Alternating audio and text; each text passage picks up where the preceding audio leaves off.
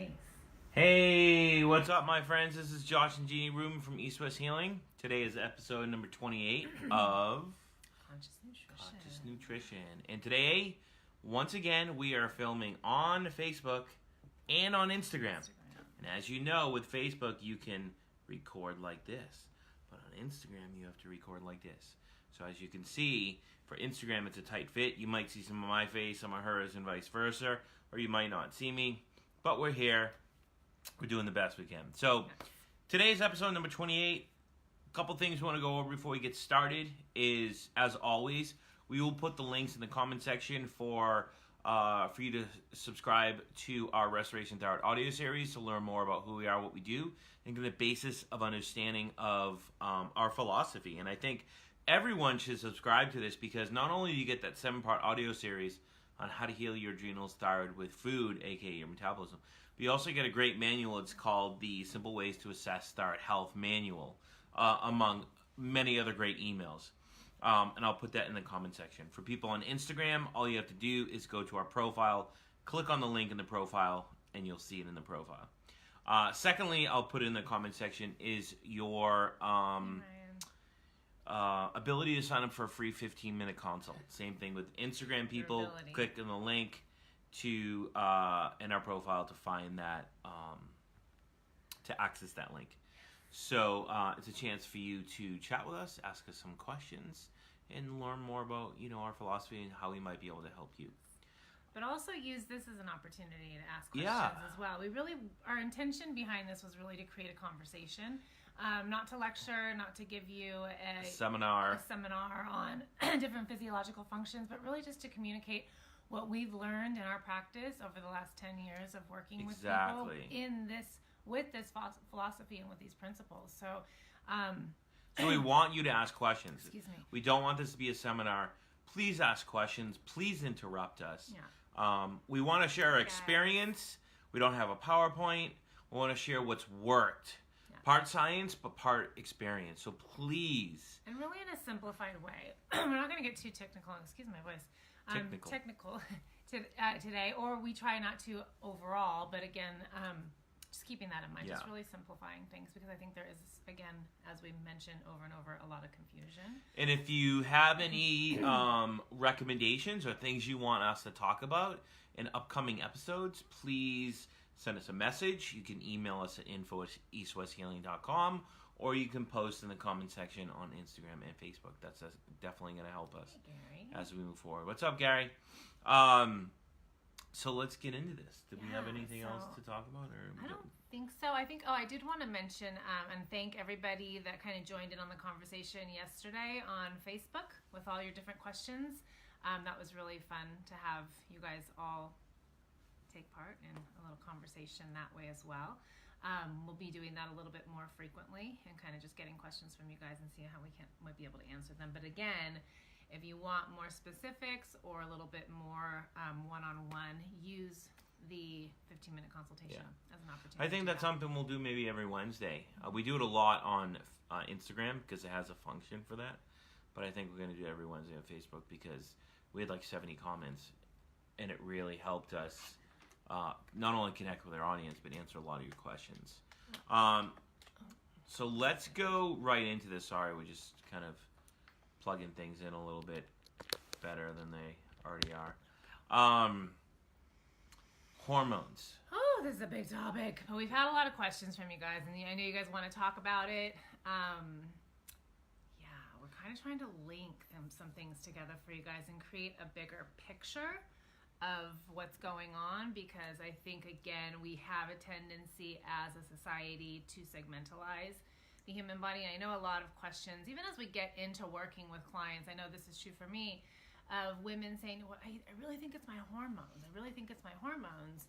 And Men too. And I think that we have to, like I said, just start looking at the wholeness of everything. And we have to zoom out a little bit. You're looking at one system in the body. And this is a good example that Jeannie's talking about. I don't want to interrupt you, but you can continue in a second. Is like, thank you. The body's a system of systems. So when you're zooming in and say, I think there's a problem, you have to zoom out and look at the big picture. Because a lot of the times it's a big picture that's creating that focus. right? And if you just look at your hormones alone, you might miss You're missing a lot of a lot. it. And a lot of the approach is to test and treat. And again, we have to begin to understand more directly what's affecting those imbalances, what's creating those imbalances. And sometimes we may be in relationship with it, and other times we may not be in relationship with it. But this is kind of something we want to bring to the forefront a little bit more. It's coming up a lot more in conversation. Yes. There is a lot more deep study happening around it, but I think, again, we are wanting to link the nervous system to the endocrine system, because I think what I've really observed, and I think Josh would say the same is true, is that we are not working. Let me say. We are working. Well, we are working. When I said this last week, is we're not dealing with a nutrition issue. We're dealing with a conditioning issue. Yeah. So when we are experiencing the imbalances in our physiology, what we're really peering into is our nervous system. So we have, a lot of people, and maybe many of you have experienced this or have the same question for yourself, is, I'm doing all the right things, why isn't it working? Right. And this person is living a certain way, and they don't have to focus so much. They don't have to do all this hard work. Hi, Amy. All the hard work that I'm doing. And again, I think for me, it's looking at that nervous system and having a better understanding and a clearer understanding of what's happening there. So. And that's a great example. I was listening to a YouTube the other day, and they were talking about how the wellness industry is so big right now, and everyone's doing all these different things, but you have these people that turn 40, 50, 60, whatever, they're older, and they're like, I'm doing all this wellness stuff, I'm eating healthy, but now I have a disease, or why can't I heal? And you really have to look deeper into that person's story. And it's something we've said before. It's like, you are everything from conception till now, whether it be a stress in your life, physical, mental, emotional, a trauma. They're all the same. We can call everything a trauma, because no matter what it is in our life, sometimes for some people it's giving birth, right? That is a trauma. Sometimes it's birth. I was working with a client yesterday who's like, I've been to psychotherapists, I've done this, I've done that, and no one's ever really been able to help me. Yet going back to birth, she had the cord wrapped around her neck for a very significant amount of time. So again, that's going to affect the nervous system and the physiology moving forward in her life. Where and when that appears, which for her it was in her teenage years, typically after puberty we'll start to see a lot of these things come up in the physiology. But again, just kind of feeding off what Josh was saying. I mean, you can go way back to there. You can go even like when your kids are developing, whether it be a fall or an emotional issue, or an example that she used was, parents that let their kids just cry it out in their room and cry until they fall asleep. And she talked about, at that point, kids don't have a fully working nervous system. So they don't have the ability to kind of rise and come back down slowly, right? Rise meaning they're screaming, they're crying. It's like an emergency scream, and then they just fall asleep. It's like they're on, they're hot, they're red, they're snotty, and then boom, they fall asleep. That is not healthy, and it really shapes the nervous system. When we can correlate that with a lot of things in life, so what happens is they go up so high, and they can't regulate back down, so they go into freeze mode, and they just drop. Which is some degree of a dissociation, which Right. Again, we're seeing that word come up a lot in the industry right now. Huge too. right now. I have dissociation disorder. Yeah. I'm not like saying that to be like rude, but it's huge right now, and it's true. We're seeing that because all these different pieces of your life, and we tend to focus on stress and food. And remember, yes, that's what we do, and it's a piece to it, but there's a lot more to it. So if you're banging your head against the wall in your nutrition, and you're not getting the results you want, you have to start zooming out a little bit and think about your life and create more awareness, and not say like, well, what happened to me when I was 5, and go right to the onion. You kind of have to do the work a little bit, create a little bit of awareness. But all these things create a story. All these things create a map within our body, and they create our nervous system. And to kind of fast forward, what's going to happen is they're either going to push us to balance so we can regulate. It's auto-regulation. That's the term. That's our philosophy. It's about balance. It's not having not enough energy. It's not having too much energy. It's finding that balance. And can we auto-regulate? Go each way into stress and come back, etc. But if these things shape our nervous system, we're being pushed into this stress state because of a trauma or birth, or because of a diet. Like I had a client send me, I'm just thinking about, he's getting amazing results, but he was thinking about like the 10 plus years he was doing ketosis and working out hard and the damage it did. And he was really connecting with it. It was a pivotal point for him. But these things shape our nervous system. So it dictates whether we're going to be in that fight or flight state or in that freeze state. And I think that's, a lot of people talk about fight and flight, but honestly, I think there's a good population there, but I also think there's a larger population in the freeze state, right? So what happens is, even though we're taking hormones, even though we're doing yoga, even though we're doing breath work, or even though we're eating good food, or doing whatever, we're still in that physiological state, right? Because we're not connecting with it, right? We're just doing the work. We're going to yoga, we're doing the poses, right? We're doing restorative yoga or Pilates or all these different things to help us.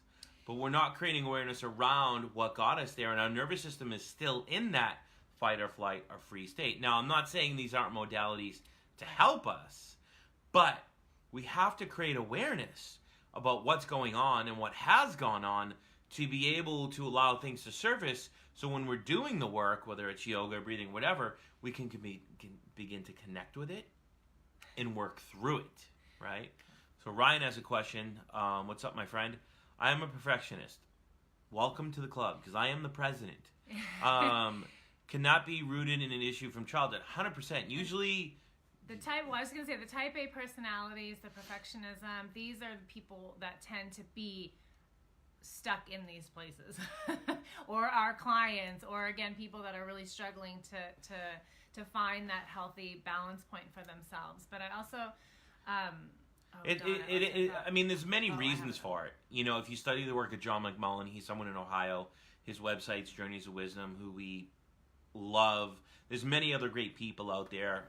Irene Lyons, Gabor Mate, Peter Levine. And they talk about, and of course there's other issues with that, but a lot of it has to do with our relationship with our parents, whether it was with our mother, with our father, or how we saw them communicate, or how we saw them fight. Maybe they didn't fight fair, so it's conditioning, and a lot of it has to do with our relationship with our mother or father, whether it be a mama's boy or we didn't get that validation from our father, etc. So I know we're going a little bit deep, but I just want to say something really quick to that, because when we talk about that, it's to simplify it. What every human emotion, every human being needs to really be able to self-regulate is to be seen, heard, held, acknowledged, and responded to appropriately. So we're coming into a generation where I feel like we're moving closer to a more conscious level of how we're being with our children.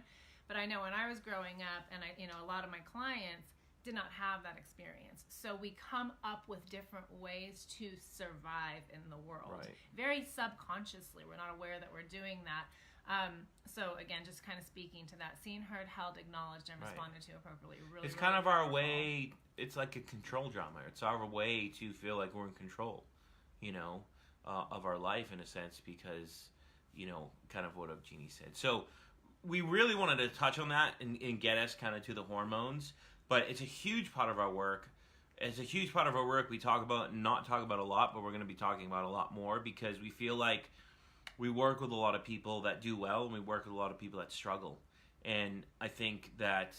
but I think no matter who we're working with, what we're really working with is the nervous system. And that's where we're going with this, is your nervous system dictates your physiology. And that's it's the connection between the nervous system and the endocrine system, right? So it's a huge part, right? And we can't just go, I want to fix my hormones, or I want to fix my gut.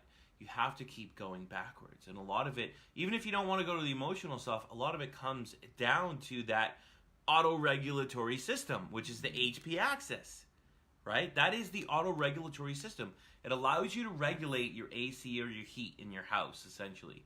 And of course, attached to that, you have your adrenals, your hormones, your gut, gonads, etc. So we have all these different systems, thyroid, and that system creates an auto-regulation, right? Mm-hmm. So you kind of have your nervous system, which is all of your nerves, right? And then you have your endocrine system, which are your chemical messengers. So it starts at the hypothalamus, speaks to the pituitary, speaks to the adrenals, speaks to the gut, the gonads, thyroid, etc. Yeah. So it's all in a communication, and it is that limbic, that emotional system, be it happiness, joy, fear, what anxiety that again is going to create a cascade of events happening within that system. It directly affects the HP interrelationship. Yeah. I actually posted a post on this. It was a study or a CAT scan or something. I forget. It's on our other Facebook page or Instagram page called Metabolic Breathing. It was months ago, and you can check it out, and it shows that relationship. It's pretty cool. Mm-hmm. So I would say, like, in relation to that, the most common things people are talking about is, like, estrogen dominance, progesterone deficiency, and, of course, testosterone. And, you know, things revolved around that. So, of course, how do we get there? Well, we just talked about it. But, you know, really what is going on? Well, when we speak to it from a thyroid perspective, there's specific things that need to happen, right? We have, let me see how do I want to begin this? It's really it's the production of our hormones that we have to first understand is how are we producing, where are they producing, how, you know what I mean? What are all the tools that we need in order to produce our hormones, right? And again, we know that there is a precursor to all of our hormones. We know to that precursor, there are other precursors like thyroid hormone, B vitamins, vitamin A, all different kinds of vitamins and minerals and enzymes that are essential to these conversions. So what we have happening is almost a deficient, we're on overdrive, we're on sympathetic drive, we are wasting our resources, our resiliency, our level of resiliency is dropping, our ability to rebuild our resiliency is blocked. There's a blockage there, right? And we have to look at, again, a lot of hormones. Hormones themselves are like keys. They have they're almost exactly the same, but just that little tiny notch makes all the difference in how they work in the body. So if you have more of one or less of another, it can create complete havoc in the system. The hormonal system is such a beautifully orchestrated symphony. You know what I mean? So again, it's not that estrogen's bad. We need it. Without it, you wouldn't be female. It's the balance between estrogen and progesterone that create male-female or function-dysfunction. So it's like, it's not one is bad, one is good. No. It's the balance. It's the balance between the two. And what I think a lot of people don't realize is, again, coming back to the hierarchy, the body is always going to work from a place of survival. And progesterone, cortisol, our ability to produce our hormones, all of these things are being affected, but progesterone and cortisol in particular share the same receptor sites. So the body's going to prioritize things, where a lot of the times what we're seeing is almost more of a progesterone deficiency versus an estrogen dominance. Although the other can be happening as well, dependent upon that individual, their physiology. Again, the fact that estrogen can be produced in fat cells, what? So let me simplify this. I'm going to simplify it. I think that was pretty simple. It was really good, but I'm going to really simplify it. Stress goes up. Hormones go down. Yep. Right? It's that simple. It's inverse, right? If we are stressed and we go out of homeostasis and we never come back because we don't know how to compensate it, or decompensate it, I should say, and bring our body back because we don't have that awareness and we don't know we're overtraining, whatever it may be, testosterone works inversely with cortisol, so does thyroid, so does everything. Right? So like Jeannie said, when we're in survival mode, the body is thinking about fighting and flighting. It's thinking about running, or it's thinking about freezing. And when that happens, everything gets diverted from the center of the body, the organs, etc., to the extremities. So we can run, so we can freeze, so we can see where we're going, etc., to the brain. So with that, digestion slows down, which we talked about, but so do your hormones, because procreation and sex isn't the most important thing. If you're standing in the face of a lion and you freeze, you're not thinking about, oh my God, I can't wait to have sex. If you're running from a lion, you're not going to go, oh my God, hold on, lion, I got to take a poop. It doesn't work like that. It's all about survival, and it's all about energy. So anytime you have a hormone issue, you have to think, okay, I can fix my hormones with hormones or whatever it is, but what is going on in my life? What has gone on in my life to keep me in this state? And I'm not working backwards to homeostasis, right? And this is why, in my opinion, we'll get to the females in a second, there is a huge, with a capital H-U-G-E bolded, 120,000 font, increase in males taking testosterone. And I'm talking like in their 20s up to their 30s, 40s, 50s nowadays. And we're seeing all these anti-aging clinics because people are not sleeping. They're always on their phone all night. They're playing video games. They're constantly stressed. They're constantly going. You know. And the effects of stress is accelerated aging. Right. The effects that parallel one another, aging and stress. So what happens is our hormones go down. We go in for a lab test, etc. You don't have a testosterone issue, though. And I'll simplify it. There's 2 types of testosterone issues. You have type 1 hypogonadism, type 2. Type 1 is there is a problem with the testes. The testes are not working.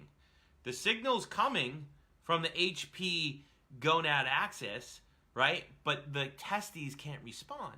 So typically what you see in a lab is super high LH because the signals keep coming, but your testosterone's low, right? Low meaning, let's say, in the 200s, 100s, even shut down in the 50s. So that would be type 1, and it's rarely seen in younger men, right? You see it a lot in Marines. They don't sleep a lot, and they get put in testosterone. You don't need it because what most people have is type 2. And what you usually see with that is there's nothing wrong with the testes. You have low testosterone because the signal's not coming. Why is the signal not coming from the auto-regulation system? Because you're in a stressed mode. So we go into survival mode. What happens? Testosterone goes down. The signal doesn't come anymore. So LH is normal and sometimes low. And that's the differentiation. So when we see that, we don't go on testosterone. You want to regulate your life, your stressors, what has led you to this point, and do the work, whether it be getting more sleep, eating right, etc., so you can decrease the stress response, get the signals out again, and let the testes start producing testosterone. So that's the main difference with men. And of course, when you're in that stress state, obviously there's going to be an increased aromatization of testosterone into estrogen. That's why a lot of these men gain weight, they lose muscle, they feel swollen, they feel tired, emotional, etc. And they gravitate towards, DIM and calcium D-glucarate and all these supplements, which are not beneficial because calcium D-glucarate can help detoxify the liver, but it doesn't help you to detox. Well, it does, but it doesn't. It helps you detoxify some estrogen, but it also can actually detoxify androgens like testosterone. We don't want to do that.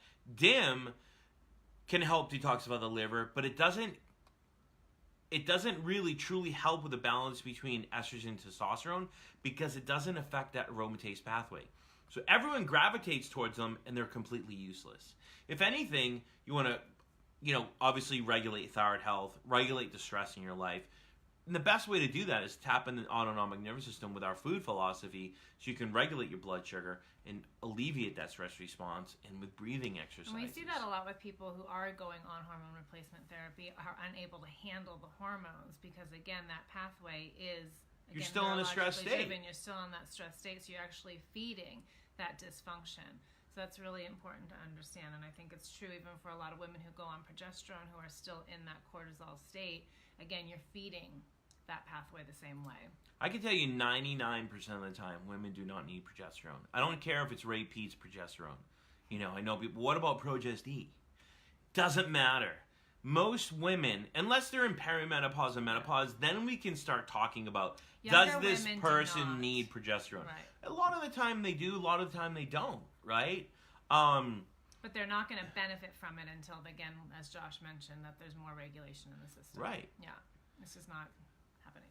So with women, it's more of like, I'm estrogen dominant. Now, Dr. Lee, who's one of our probably most favorite people to study when it comes to hormones. And he's got some great books, ladies, men, if you're interested. A lot of great books. He has a book for men, hormone balancing as well, so you can look that up on his site, along with some other great information with respect to hormone testing and whatnot. I want to say to your perimenopausal women, hormone testing, you're going to fluctuate all over the board. There's so many different fluctuations. So Dr. Lee does have some great resources on his site to help you differentiate or begin to understand your symptoms and how to relate to them, whether it be an estrogen dominance, progesterone deficiency, whatever that level may be for you. There's some questions that you can kind of gear down and come a little closer to understanding where your deficiencies may be. And then again, depending on where you're at and what's going on for you, whether or not that hormone replacement may be something for you. But most of the time, women are estrogen dominant. But let me clarify this. they're not estrogen dominant. Thank you. Right? So there's many different reasons, and by working with someone, you kind of have to figure that out. A lot of the time, it comes down to a mixture of these. The first is a vitamin A deficiency. Most people are vitamin A deficient, right? And we need to eat more liver, meats, foods that have animal a vitamin A. And the reason is because vitamin A is pro-progesterone and anti-estrogenic, right? Number two, most people are hypometabolic. There's nothing wrong with the thyroid, but there's metabolic pathways that are affecting the conversion of thyroid hormone. Anytime we're in a hypothyroid or hypometabolic state, there's an increased circulation of estrogen. So the third reason is the most common, the inability to detoxify estrogen. That is the most common reason women are estrogen dominant. Honestly, most people probably want to know, what do I take? What do I take? What do I take? Don't take calcium D-glucarate. Don't take DIM. Put them to the side. You know, a lot of the times we'll talk about what we do first, but I know people want to probably hear about the supplements. You know, we'll use Cascara Sagrada off and on to help them detoxify if needed. I mean, I just used it for the first time in like 5 years. Yeah. So it's very rare. Curcuminoids are actually really potent when it comes to not only helping the liver detoxify recirculating estrogen, but helping with that aromatase activity. So curcuminoids are great, but that's about it. Our biggest thing is regulating nervous system health with food, giving the body pro-thyroid foods, eliminating thyroid suppressive foods like nuts and seeds and unsaturated fats, because these all have estrogen-like qualities in the body. But the most important thing is regulating blood sugar, because what happens when we do that? We tap into the nervous system, we decompensate, bring our body back to homeostasis, and now the body can do what it's designed to do. Digestion is upregulated, detoxification is upregulated, and we prevent that recirculation. Yes. You're looking at me like... Well, I'm just thinking, they hear us say blood sugar. I know we've explained it over and over and over again, but when we say blood sugar, what we're essentially doing is, again, affecting the nervous system. If your body is not in a state of energy production, it is in a state of compensation, which means elevated stress hormones, okay? So we're very strategically placing food to down-regulate those stress hormones to create that regulation and bring the body back into balance. So when we say blood sugar, that's what we're talking about. And I don't know if that helps. Yeah, we're really helping the liver store glycogen. And this is, again, that link between, the nervous system and the endocrine system. So we are affecting the nervous system to affect the endocrine system. Exactly. Right. And most people in a hypometabolic state have a sluggish liver. Yes. And what that means is we're not storing glycogen, we're not making thyroid hormone conversion, and detoxifying slows down. Estrogen, right? Including estrogen. Exactly. We're depleting our progesterone resources. Right, because we're in that stress state. Because we're in that stress state. Right. So all of these things are happening. So when we teach our liver to store glycogen again, we upregulate detoxification, thyroid hormone conversion, because that's where it's converted, cellular energy production, which increases body temperature. Anytime body temperature goes up, we reduce inflammation. Anytime it goes down, we increase inflammation. So it's really simple. I mean, I know sometimes it sounds complex, but it's really simple. What would you consider a normal testosterone level? I don't know. There's a lot of different values. Some people say like 300 plus is like the norm for someone that's 40. 500 is good. But a lot of doctors won't do any treatment if you're at 300, which I still consider somewhat low. I think most men should be around like at least 400, 500, 600, someone in there. So it's something to look at. Courtney Marie, curcuminoids, what brand? Of course. Here's the thing. I'll give you the brand, but be careful because it really works. And this is the problem. Everyone thinks estrogen is bad. Right. Men and women. So they take all these supplements. Guess what? Low estrogen is just as bad as high estrogen.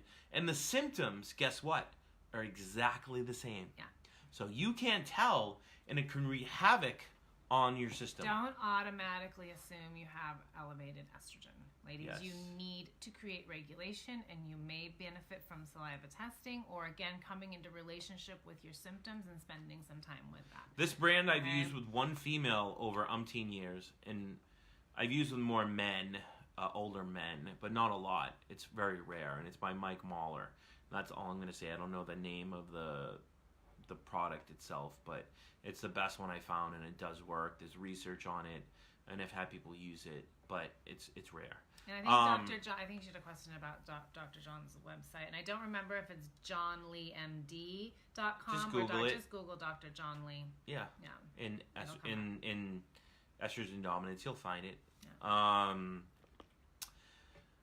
So that brings us to kind of solutions. I think the most important thing we always say is first, I think not even food, it's really just sitting down and thinking about your life, thinking about your day. And I said this to a client the other day, and he was just like he was in shock mode.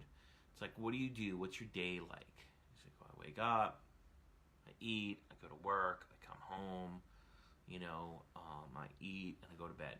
Like, what do you do for yourself every single day to create a healthy day, to support yourself, to nourish yourself, to resource yourself? And I think that's something we have to start thinking about. This is something Jeannie's really big on. It's like, what are we going to do to really create that environment and support mechanism to create health? Because if that's not there and we try to eat healthy, we don't have that support to allow it to work. I think that's what's speaking directly to the nervous system, is coming back into what really fulfills us, what nourishes our soul more than anything else. What are those parts and pieces? And again, I think everybody intuitively or to some degree really knows what that is. We've just maybe put it to the side or forgotten about it, or we're too busy with all the other things that we have to accomplish throughout the day. And I know there's not enough time for it all, but I think we just have to begin to look at it a little bit differently. And that 5 minutes here, that 10 minutes there, or wherever it may be for you. Even, I have a client that I was speaking to earlier today, who's really, her digestion, she's just like, it's just amazing what's happened over the last couple of weeks. Just by I had to have her shift her attention away from her food, not necessarily away from her food, but really about what was happening environmentally for her, and just bringing in some breathing, bringing in some restorative yoga at night at very specific times of the day, to where she really gets, what do I want to say, on, I guess you can say, and to really specifically, intentionally have that effect it's just completely transformed her life. And now she has to take the train to and from work. So we've talked about some different things that she can be doing, and just bringing in, tuning out the noise, the chaos, and coming into yourself, hearing your breath, listening to something that's motivating or supportive for you, be it music, a podcast, whatever the case may be. I think it's hard for everyone to do that, because we have to change. And we're so conditioned to be this way and work and do, but we have to begin to change if we want to create change. I read this quote yesterday. Can I just finish that yeah. Where I was going with that is, we saw a significant fluctuation in her physiology after having to take the train to work that one day versus working at home. It was so significant that, again, we had to put some things in place to really assist that. And again, it just was transformational. So I think if we can resource in different ways and not think that we have to be a certain place, do a certain thing, have it look a certain way, and just be present with where we are and sink into that experience, it's profound in what it can do to the nervous system. I think the second thing would be food, right? For us, of course, it's really important, because we not only help with the liver detoxification, taking the burden off the liver, we help with storage of glycogen, we're tapping into the nervous system, and we're upregulating energy, which is reducing inflammation. And that's huge. And of course, that's our philosophy. Of course, if you want to learn more, like we said, you can look at the comments section. When we're done, we're going to post our Restoration Thyroid audio series, and for people on Instagram, you can click on the link in our profile to get more about that. But listen, guys, we have so many YouTubes, so many blogs. We post every day on Instagram and Facebook.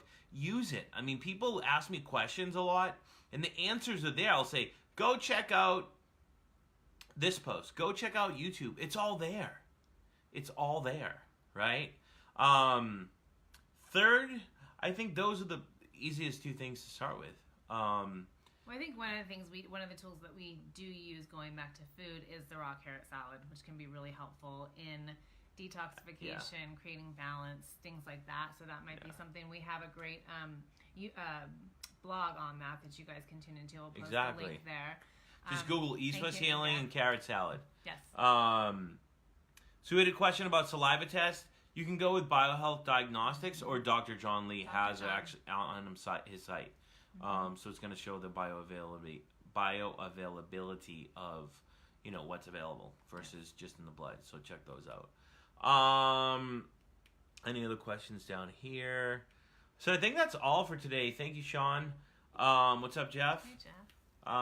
So that I think that was informative, and I hope that helps a lot of people, not only just from the hormone perspective and connecting with the physical aspect, but maybe kind of stirring up some thought in regards to maybe I need to start to look at what's going on in my day, what's supporting me, what's not supporting me. Right. But also begin to connect with and create awareness, not try to fix what's been going on throughout your life that's got you to this point. Maybe it's not what happened yesterday or the ketosis that created your adrenal fatigue or your hormone issues. Maybe it was something even before that that's led you up to this point. It's all a journey. It's all layers. It's layers. So again, if you have an early trauma, and I said it last time, trauma is not an event. It's the effect that it has on the nervous system. So it could be experienced or not experienced, depending upon who you are. It's just really, again, what you were gifted with respect to your nervous system development. And you can use the word stress. I mean, Hans Haley talked about stress. He said it's not a thing. It's a physiological reaction in the system from the hypothalamus, pituitary, down through the systems, right? So when we use trauma, it's the same thing as stress, right? So we'll maybe open it up for a few more questions, and then we're going to kind of wrap it up for the day. Anyone else have any other questions? Hey, Melissa. Hi, Melissa. All right, well, if you have any other questions, please put them in the comment section below, whether you're watching now or on the playback. Same thing on Instagram. If you have any other questions, feel free to click the links in our profile or in the comment section to set up your free consultation. Thanks, guys. We will see you next Thursday, 12 p.m. Pacific Coast time for episode number 29. Thanks, guys.